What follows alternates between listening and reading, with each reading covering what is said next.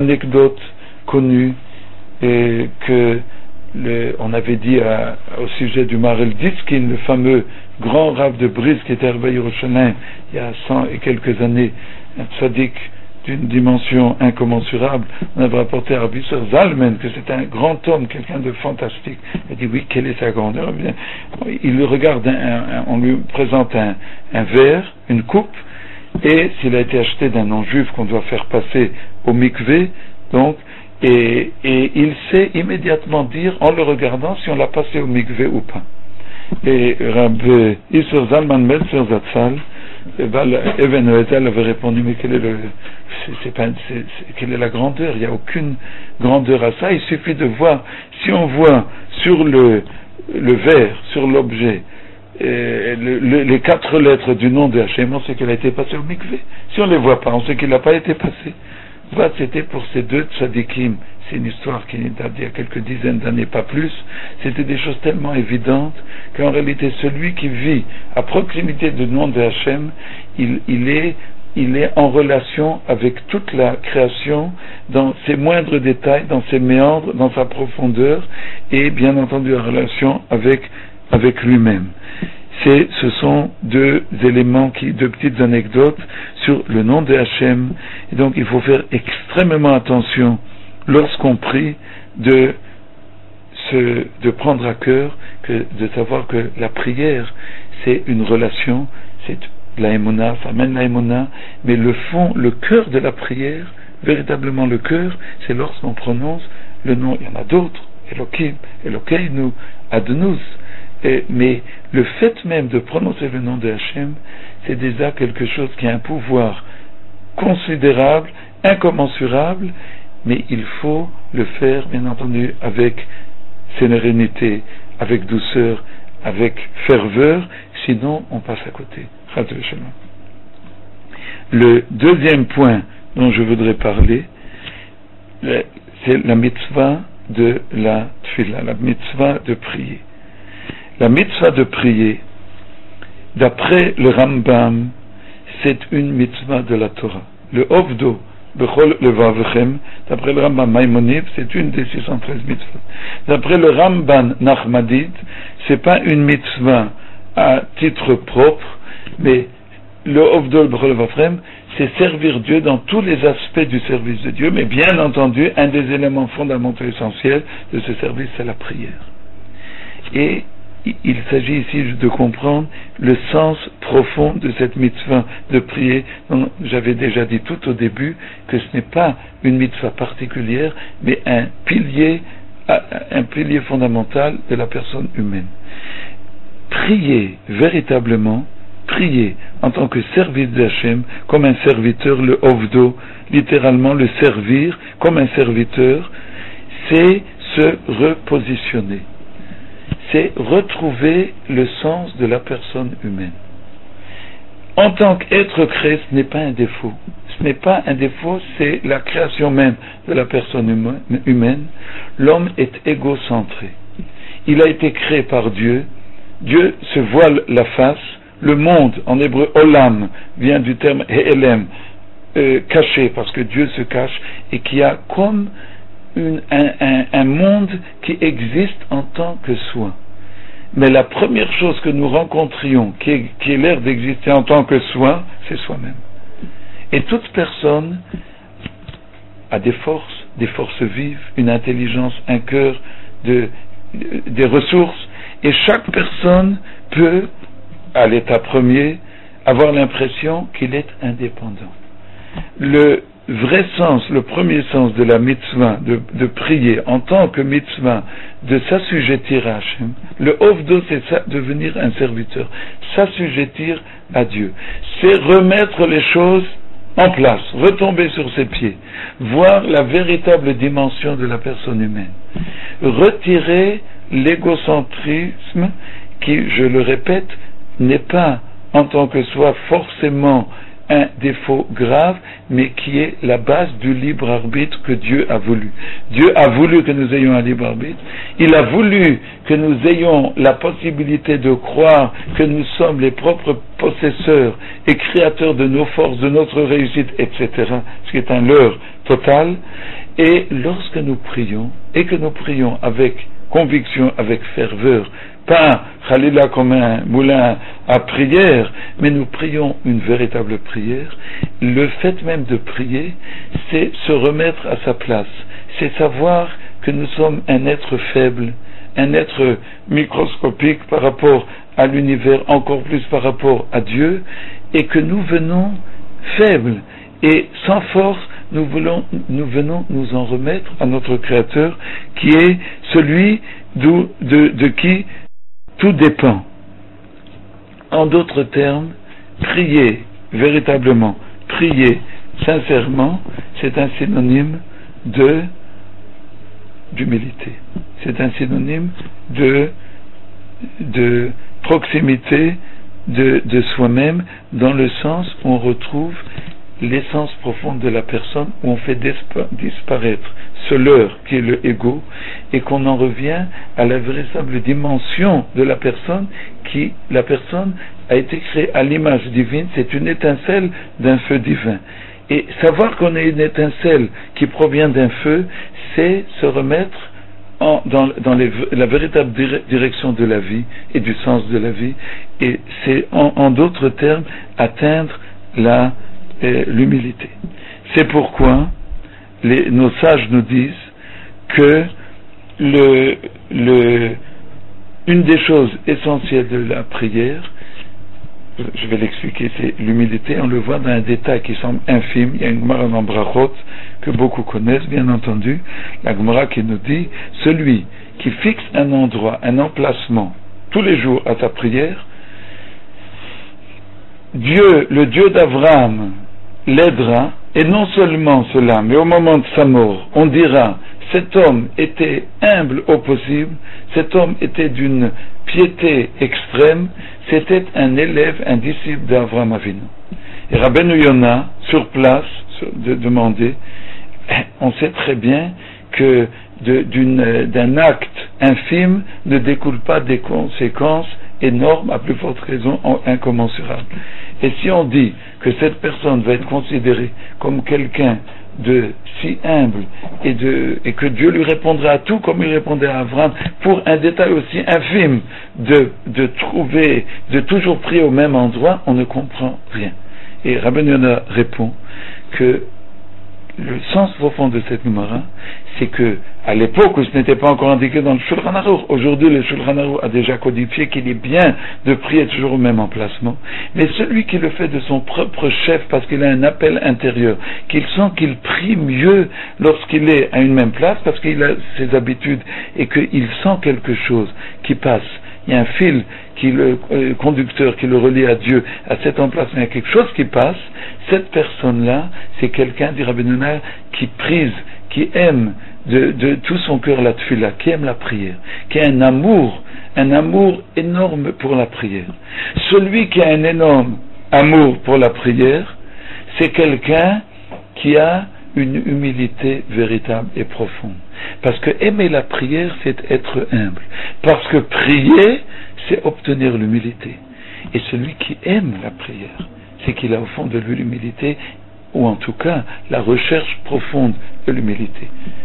C'est l'humideux, c'est extraordinaire. On ne parle pas bien entendu de quelqu'un qui prie ni en gesticulant, ni en vociférant, ni en pensant, et souvent il y a malheureusement certaines personnes qui pensent prier avec beaucoup de ferveur de kavana, mais où on sent que, encore une fois, la prière c'est un truchement pour leur ego. Ils ont trouvé à expanser leur ego de cette façon-là, à se mettre en avant, et leur façon de se mettre en avant, mais je ne parle pas de ça bien entendu, je parle de quelqu'un qui sincèrement, honnêtement, véritablement prie avec ferveur, avec amour, un amour de la prière.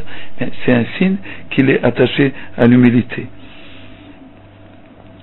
Un autre point de cette mitzvah de servir Dieu dans la prière, et à travers la prière, c'est lorsque, comme le dit Ravol Bezatzal dans son Aléchour, première partie, le deuxième chapitre concernant la prière, c'est quelque chose de fantastique. Je le dis très brièvement, c'est que lorsqu'on prie, on doit... C'est donc, lorsque nous prions, de demander à Kadosh Baruch Hu l'accomplissement de ses besoins particuliers, de ses besoins propres. D'une façon générale, Ravol me fait remarquer que une des choses les plus difficiles, on le sait, tout le monde le sait, c'est lorsqu'on prie de se concentrer véritablement. C'est justement lorsqu'on prie que tout nous assaille, toutes les pensées de la journée auxquelles on ne pense pas de façon générale. Quand on prend le bus ou quand on marche dans la rue, au moment de la prière, défaire toutes les pensées sur tous les sujets possibles et imaginables. Comment se fait-il ?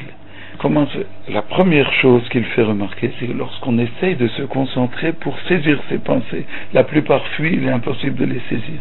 Parce que c'est tout simplement le refus du corps qui voit l'âme s'élever et le corps se regimbe et le corps ne supporte pas cette élévation, donc il cherche à empêcher cette élévation. Or, il ne peut parler qu'en langage compréhensible pour l'âme qui est en train de parler.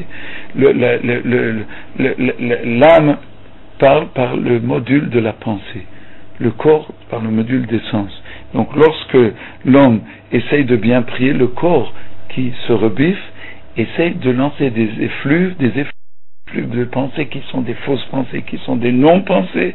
Ce sont uniquement des sortes de pensées qui empêchent de se concentrer, et la preuve en est, c'est que dès qu'on essaie de se concentrer pour essayer de trouver la chose qui nous dérangeait, on trouve qu'il est impossible et que rien, absolument rien ne nous dérangeait parce qu'il n'y avait rien, ce n'est que le corps qui se révolte. C'est la première partie. Deuxième chose, si on a des choses qui véritablement nous tiennent à cœur, on a un malade à la maison, on a un grand souci, on a une réunion très importante ce jour-là, on a des choses qui véritablement nous tiennent à cœur. Pourquoi cela nous dérange-t-il tellement dans la tefila, alors que on devrait, au contraire, sentir qu'on se tourne vers Hachem pour demander l'accomplissement de ses besoins? Parce que, encore une fois, c'est le ego qui nous fait croire que c'est nous qui causons la réussite de notre vie. Et nous pensons que si nous avons telle et telle préoccupation, c'est en nous préoccupant avec nous-mêmes, c'est le ego qui parle, on est préoccupé avec soi-même parce que nous créons notre réussite, nous sommes dérangés et donc nous sommes dérangés dans notre tefila, parce que ces choses-là, c'est en réalité le ego qui prend la place et qui empêche la personne de se concentrer. Mais, si nous réfléchissons et nous arrêtons une fraction de seconde pour nous dire, voilà, telle et telle chose me dérange, eh bien, au contraire, je vais utiliser, comme on l'a dit précédemment, le moyen pour atteindre le but de la tefila. Je vais prier à Dieu, j'ai un malade à la maison, j'ai un souci de parnassa, j'ai d'autres soucis, quels qu'ils soient, j'ai des événements importants, j'ai besoin de réussir, eh bien je vais demander à Dieu qu'il m'aide à l'emplacement qui correspond, puisque dans chacune des 18 brachot du Shmoneh Esrei, 18 bénédictions, on a le droit de prier pour quelque chose qui concerne cette bénédiction, ou bien dans Shomei Tefila, ou à la fin dans Elokai Netzor, eh bien il faut se tourner vers Dieu et lui demander, au contraire, savoir que la réussite de ce que nous devons atteindre, c'est Dieu, la clé est entre les mains de Dieu. Et si on fait cela, on arrive au but véritable de la tefila. Le but véritable de la tefila, c'est de savoir que notre réussite est entre les mains de Hachem. Donc on utilise l'élément qui était l'élément disturbateur pour en faire au contraire l'élément, la pointe de lance de la réussite de la prière. Parce que grâce à ça, chaque fois, on prend les soucis quotidiens, on prend les besoins quotidiens pour en faire un élément fondamental de la prière pour se tourner vers Hachem. Un autre point de la tefila concernant les femmes, quelque chose d'important, puisqu'on sait que de par la Torah, selon le Rambam, où il y a une mitzvah de la Torah de prier, les femmes sont incluses, c'est une mitzvah qui ne dépend pas du temps, c'est une mitzvah positive qui ne dépend pas, donc les femmes sont incluses au même titre que l'homme. D'après le Ramban, qui considère que la mitzvah de prier est une mitzvah de Rabbanan, que les sages ont instituée, mais la Mishnah en toutes lettres dans Brachot dit que les femmes sont tenues à la prière comme les hommes, parce que la prière c'est demander pitié à Dieu, que tout le monde a besoin de pitié, les femmes comme les hommes, et donc on a institué pour les femmes, même que lorsqu'elles sont préoccupées par les besoins de la maison, elles sont dispensées, mais d'une façon générale les femmes doivent prier, donc elles prient en général, ou 1, 2 shmoneh esrei, 3 c'est très rare, et la question se pose, je ne rentre pas dans ce dilemme, mais souvent la question pour une femme occupée avec les enfants, avec d'autres soucis quotidiens de la vie et du ménage, la question se pose, est-ce que prier mal ou ne pas prier? Est-ce qu'il vaut mieux attendre quelques jours, prier une fois une prière bien ou ne pas prier? Bon, d'une façon générale, je l'ai déjà dit, la règle donnée par les sages est qu'une femme devrait prier chaque jour. Mais il faut préciser, ce qui est évident, c'est que prier pour un homme comme pour une femme, mais pour une femme c'est encore plus simple et facile, surtout que les femmes vivent plus avec le sentiment et le cœur, c'est que accomplir la mitzvah de prier de par la Torah ne se fait pas seulement durant le shmoneh esrei institué par les sages.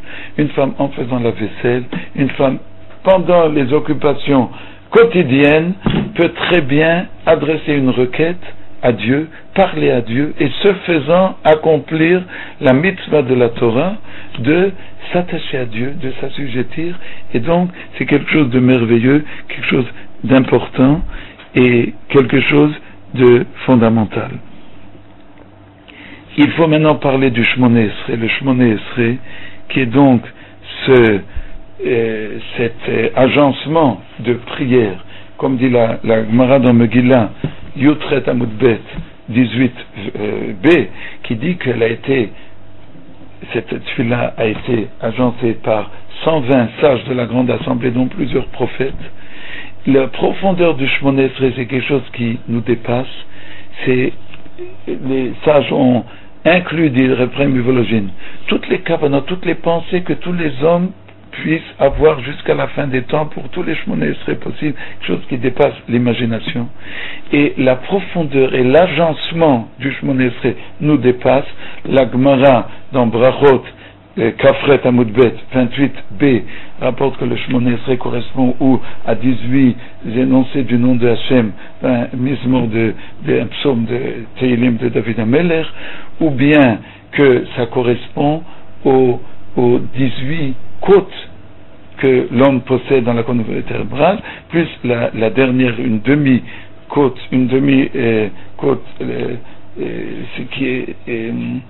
qui est en réalité une demi, et c'est le shmoneh esrei qui comporte, on le sait bien, 18 brachot qui sont 19 en réalité. C'est comme 18 et demi. Et le shmoneh esrei, c'est la colonne vertébrale de l'homme juif, la colonne vertébrale du juif qui le met en place et qui l'élève. Il y a une force lorsqu'on prie, même si on ne comprend pas vraiment, mais lorsqu'on prie le shmoneh esrei, il faut savoir qu'on a une arme cachée, une arme secrète formidable entre les mains. Le shmoneh esrei, c'est quelque chose d'extraordinaire.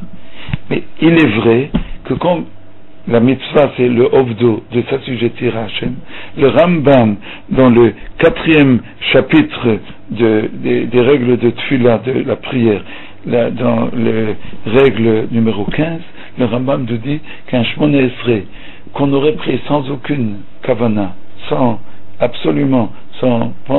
aucune ferveur, n'a aucune valeur, c'est comme si on n'avait pas prié.